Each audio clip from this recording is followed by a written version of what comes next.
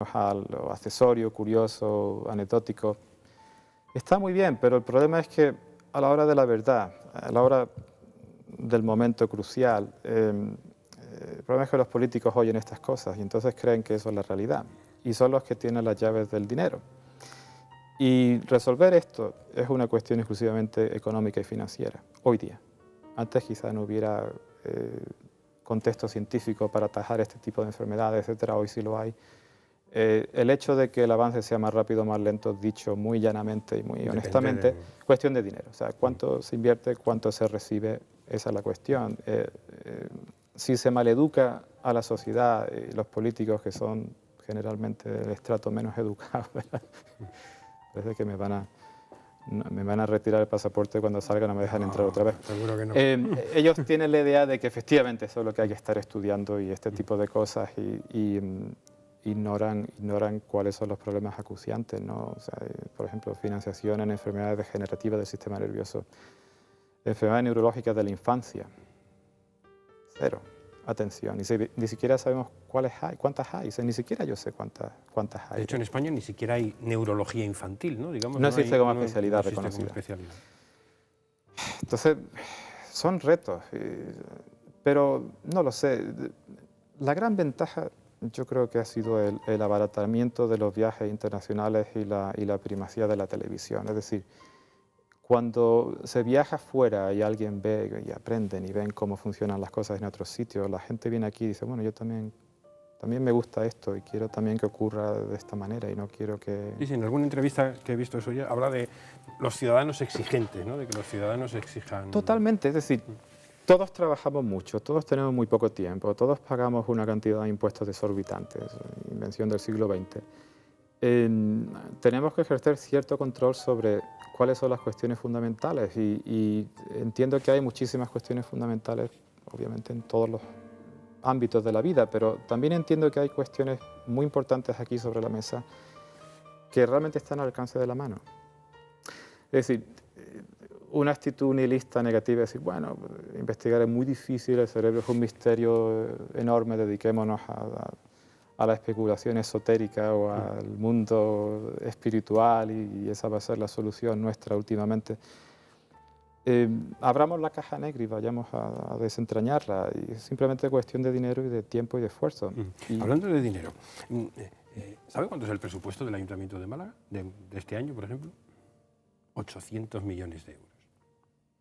Lo digo porque he leído que la Universidad de Texas, o Texas, no sé cómo lo pronuncian, una de las mayores instituciones académicas del mundo, que tiene 9 universidades, 6 centros médicos, 200.000 alumnos, 7.000 profesores, tiene un presupuesto de investigación anual de 2.200 millones de dólares, que deben ser como 2.000 millones de euros.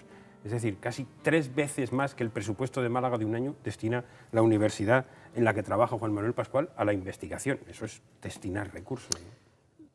Lo que más me gusta es que hasta el último dólar y centavo de esa cantidad de dinero es directamente accesible en Internet porque hay auditorías inmediatas. De hecho, me ha llamado la atención que en el currículum que me ha enviado hay investigaciones que vienen con la dotación en dólares, que no es un tema, aquí eso de hablar de dinero, de no, ¿cuánto te pagan por investigar? No. A mí, para hacer esta investigación, me han pagado 166.000 dólares. O por estos 13.300.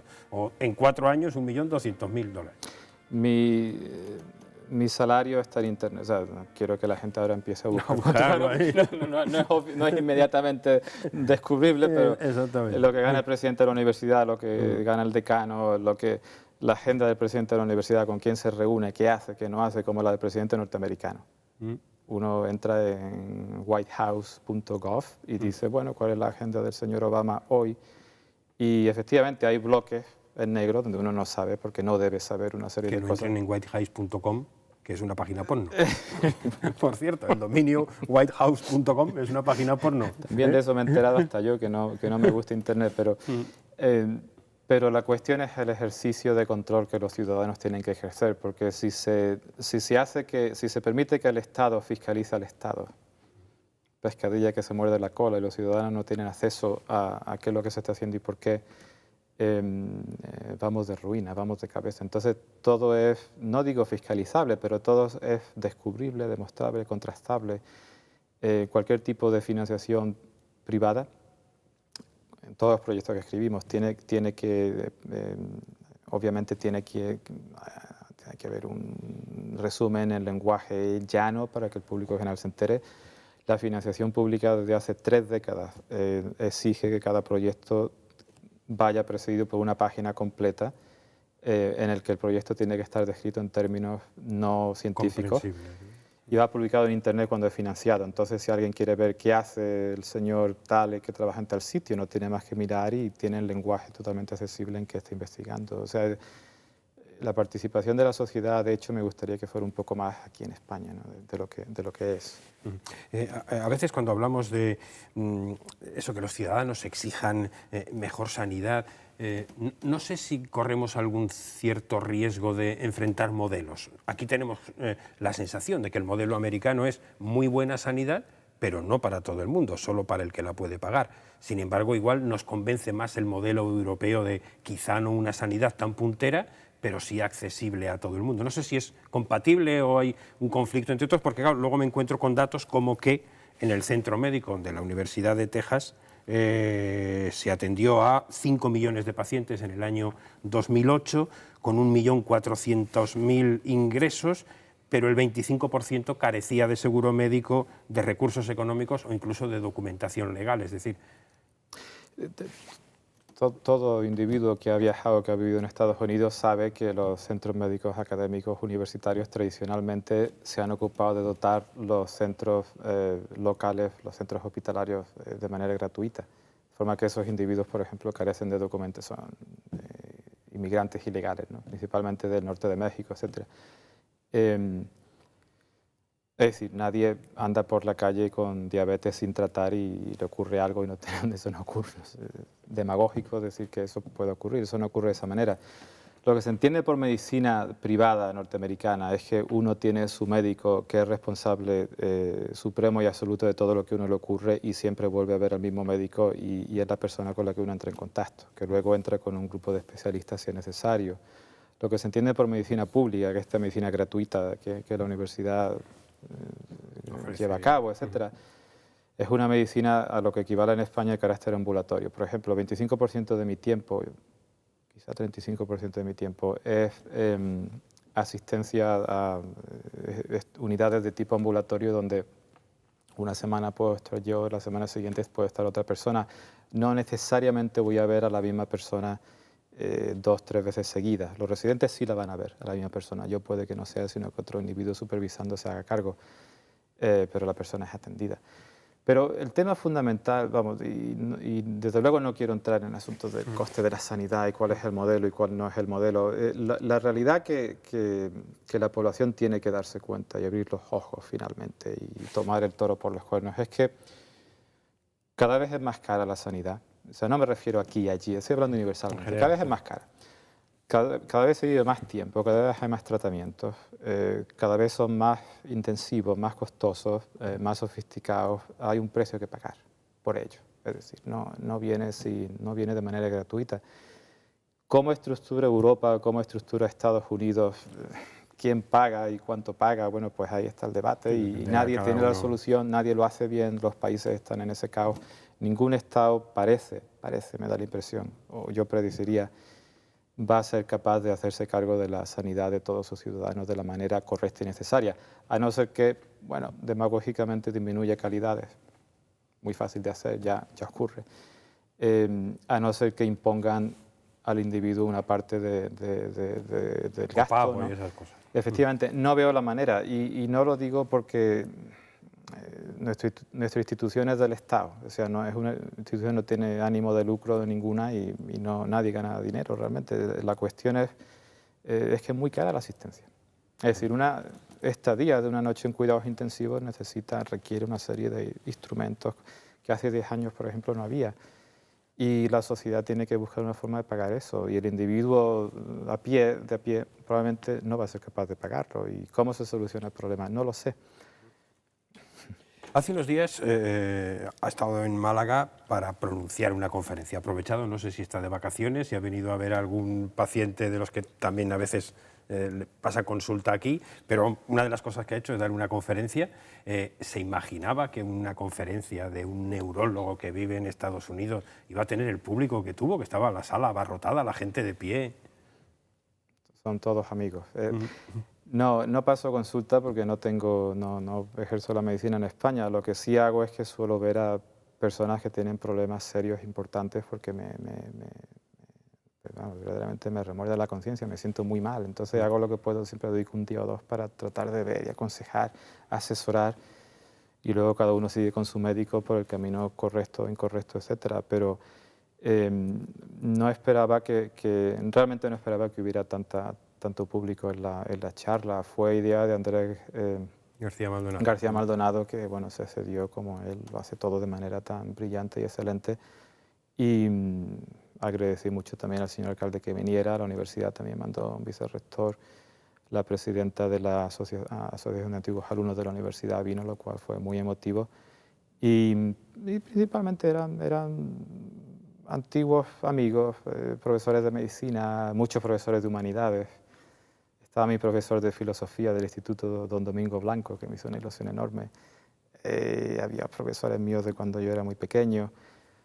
Eran sobre todo muchos amigos, y luego hubo una serie de preguntas y, bueno, como todo, algunas preguntas eran un poco...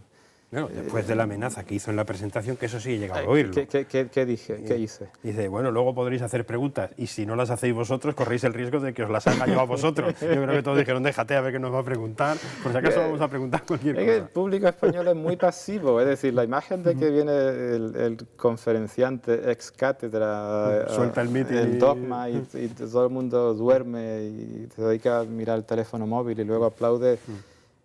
Yo creo que ya eso está trasnochado. Entonces, normalmente me gusta interesar a la audiencia, y estaban muy interesados en muchas de las cuestiones, o sea, contestaban y hablaban. Hice una pregunta, por ejemplo, después me han llamado y la gente se ha reído mucho con esto. Hice una pregunta y dije, ¿cuánto consume el cerebro humano en energía, ¿no? Alguien dijo, no sé cuánto, bueno, 500 vatios. Pongo otra diapositiva, ¿cuánto consume el cerebro de un bebé? ¿Cuánto? Y la gente decía todo, decía menos, más, no sé qué. Y el señor alcalde dijo 1500 vatios. Y exactamente. Entonces dije, por eso es alcalde. Lo pasamos muy bien. Sí, la verdad es que el ambiente que se veía desde luego en la conferencia era así, ciertamente divertido. Allí no sé si utilizó una frase que sí utilizó en una entrevista que metimos en esta casa de una compañera, de Rocío Carrascal, que me llamó la atención por la forma de expresarlo. Hablaba de como que hay varias teorías, ¿no? Ya todo se sabe, todo está hecho, otros que dicen nada se sabe, o una teoría que es purgar y depurar, quitar lo accesorio. Pero me hizo gracia, o me llamó la atención, que utilizó la expresión el arte está en saber buscar lo verdaderamente importante. Luego cuando seguía, también decía la ciencia está en buscar... No, pero al final esto es un arte, lo de la medicina también puede tener algo de arte. Tiene mucho de arte porque todavía el nivel de conocimiento no está a la altura que quisiéramos. Entonces, efectivamente, aunque yo dé la apariencia de que hay una metodología y una forma de trabajo y unos métodos, y la gente se imagina, bueno, ahí tienen que tener unos aparatos fabulosos. No es así, no son tan diferentes de los... microscopios. O sea, sí hay un nivel un poco, pero no es tampoco algo muy... No, es la creatividad humana. Y todavía hay mucho distintivo y todavía hay mucho de presentimiento y de tener una sensación de... O sea, es que hay tantos problemas por investigar y uno tiene que elegir, bueno, ¿dónde están, como se dice en inglés, dónde está la fruta más baja en el árbol? No ir a por la que está porque quizá no llegue, pero voy a agarrarla más. Y eso es un arte, es decir, dedicarse a algo que sea fundamentalmente central e importante, no algo que sea un epifenómeno, algo secundario, trivial. Como decía Ramón y Cajal, convertirse en uno de los catedráticos españoles que no son más que comentaristas de los grandes sabios y repiten y responden. No, buscar algo centralmente importante, que cambie el paradigma, pero abarcable, es decir, que no sea una entelequia en la que realmente no podamos, sino bueno, paso a paso vamos colectivamente avanzando, y es un arte saberse orientar. La obra clave para aprender a hacerlo es el opúsculo de Kant, ¿qué significa orientarse en el pensamiento? Muy complicado saber orientarse en el pensamiento. Está claro. Hay que saber dónde meterse, igualmente que hay que saber dónde no meterse. ¿Se imaginaba que iba a estar hablando de estas cosas unos cuantos años después, cuando correteaba por el colegio de La Taval o por el colegio de San Estanislao?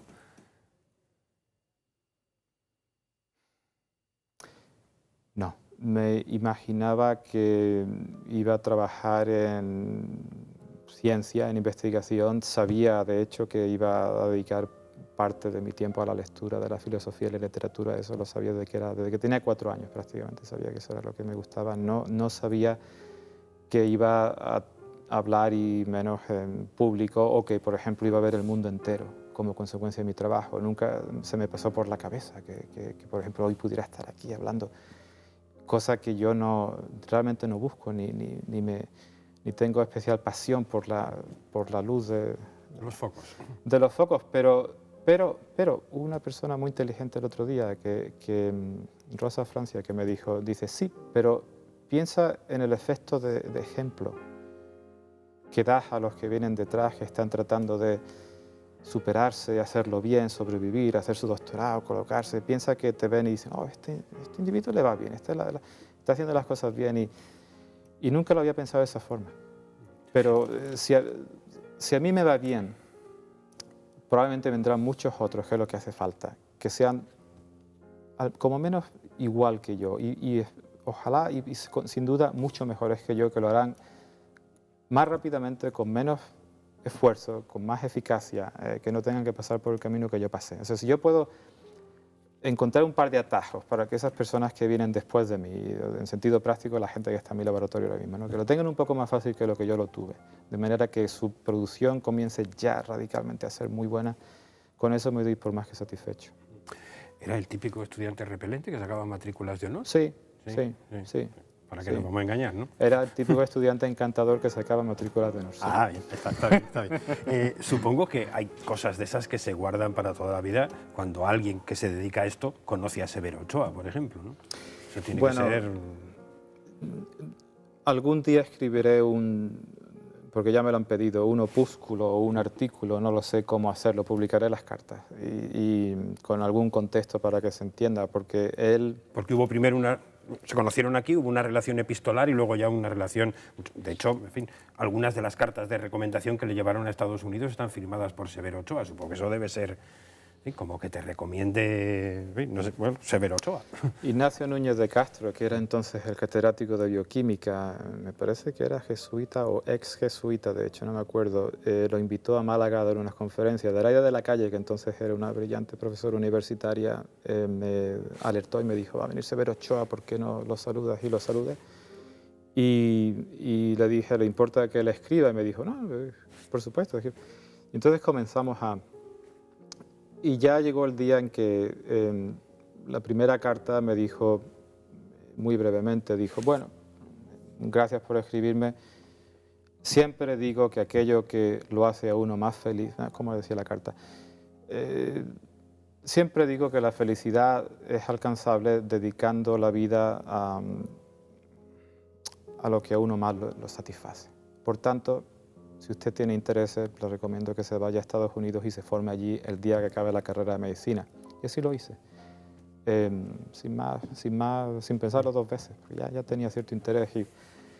Y desde entonces nos comunicamos y claro, luego ya él murió en su momento, pero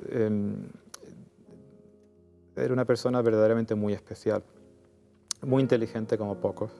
Es decir, no ya un científico muy bueno, etc. Obviamente eso no necesita comentario. Pero además listo, inteligente, como Le creamos inteligencia emocional y esas cosas. Exactamente, ¿no? Capacidad de darse cuenta de quién está delante y qué es el trigo, qué es la paja, muy astuto y un apoyo impresionante. Y lo único que lamento es que murió prematuramente antes de que pudiéramos haber trabajado en algo, aunque fuera simbólicamente, que fuera algún artículo pequeño de... Esa fue mi tristeza, pero algún día dictaré las cartas. Creo que sería buena idea. Dígame. La parte esa de la filosofía, porque al final, lector incansable, dedica su tiempo a Aristóteles, Spinoza, Leibniz, Kant. Nos ha traído, de hecho, un libro de Spinoza. luminosa. Sí, ese libro tiene una historia. No está en inglés por pedantería, es simplemente que en español no hay ediciones lo suficientemente, hay un par de ediciones. Uno es la de Tierno Galván, cuando necesitaba ganar algo de dinero para sobrevivir porque no lo consideraban y entonces la hizo incompleta. Entonces no es una edición demasiado buena. Otra hay que realmente no está demasiado bien hecha. La última la está haciendo mi padre, de hecho, conmigo. El libro está en latín. Es uno de los primeros filósofos racionalistas y es uno de los primeros personas que se ocupan de encarar la tradición dogmática anterior a la época del racionalismo de tú a tú y de cara a cara, es decir, crítica de la Biblia, crítica de la autoridad civil, crítica del Estado, en lugar del sistema feudal jerárquico, incluso renacentista, en lugar del dogmatismo religioso.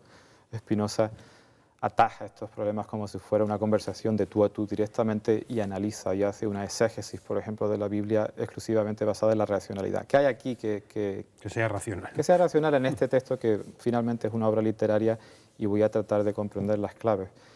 Y en ese mundo del siglo XVII al siglo XVIII, concluyendo con la muerte de Kant en 1804, es donde me he quedado. Y no por nada, sino por falta de tiempo, porque no termino de fascinarme y de salir del mundo de la filosofía que se llama moderna. Cosa que también le debo de nuevo a mi profesor de filosofía, Domingo Blanco, y en parte también a mi padre. Pero ellos fueron los que vieron las claves de que la naturaleza era inteligible, de manera manipulable, que es de lo que se trata. Entendieron la clave de que la naturaleza está escrita en un código que hay que descifrar. Entendieron el concepto de que el centro de nuestra vida y de la actividad humana es, por una parte, como dice Kant, los cielos estrellados que me interesan, y por otra parte la ley moral dentro de mí. Centraron la agenda intelectual de la maravillosa civilización europea en el hombre y en el estudio del universo. Mi parcela es, dentro de ese estudio del universo, el estudio del hombre, y dentro del estudio del hombre el estudio del cerebro, y dentro del estudio del cerebro cómo enferma y por qué y cómo podría rectificarlo si puede, ¿no? Por eso me gusta la filosofía racionalista. ¿Hay mucha diferencia entre el cerebro, el corazón o una rótula? No, el cerebro ha secuestrado algunas reacciones químicas para su propio provecho y las ha convertido en herramientas que utiliza con más facilidad que un hueso. Casi todas las reacciones químicas ocurren en casi todos los órganos. La cuestión es con qué velocidad, con qué predominio, con qué relativa intensidad de flujo. No hay gran diferencia. Al fin y al cabo, bueno, pues son pequeños tornillos y tuercas que se mueven y que accionan palancas. Mecanismos. Una frase de su currículum. Dice: alguna vez contribuyo con reflexiones éticas a la prensa malagueña, las cuales son generalmente más alabadas que puestas en práctica. Me ha llegado al alma esto. Me ha parecido divertido. O sea, que le dice, sí, está muy bien, pero en fin, que lo apliquen otros, ¿no? O sea, las personas que vivimos fuera tenemos la gran ventaja de que nos hacen un poco más de caso a las personas que están aquí vamos dentro. A hacer caso a este que se ha ido a Estados Unidos y ya está viviendo allí muy bien, o sea que debe ser alguien importante, ¿no? Aunque yo tenga un 10% de razón de lo que tiene mi vecino, el hecho de que yo sea ave exótica que viene de fuera, por supuesto, yo llevo toda la razón, el otro no merece la pena. Entonces aprovecho cuando puedo. Y sí, efectivamente, incido en asuntos éticos, incido en asuntos de la sociedad que me parece que son rectificables.